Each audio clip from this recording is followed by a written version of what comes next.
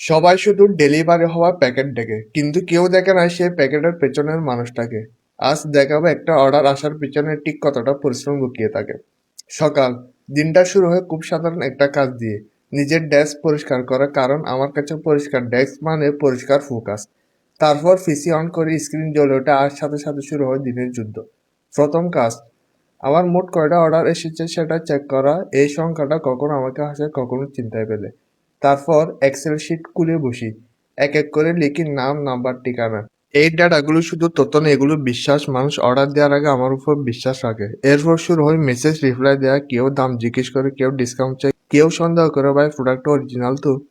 আমি শুধু রিপ্লাই দিই না, আমি বিশ্বাস তৈরি করি। এরপর অ্যাডস ড্যাশবোর্ড চেক করি, কোন অ্যাড ভালো করছে, কোথায় খরচ বেশি, কোন ক্রিয়েটিভ কাজ করছে না। এখানে ভুল মানে টাকা লস, আর সঠিক সিদ্ধান্ত মানে স্কেল।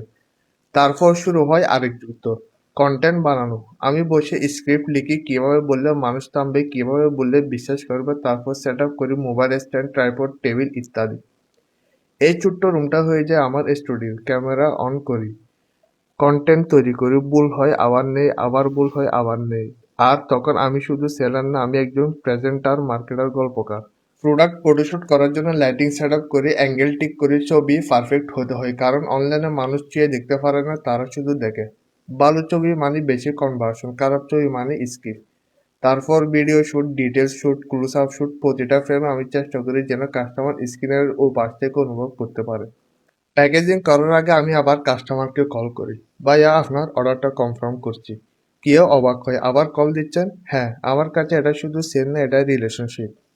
তারপর শুরু হয় প্যাকিং, এক এক করে প্রতিটা প্রোডাক্ট ভালো করে প্যাক করি।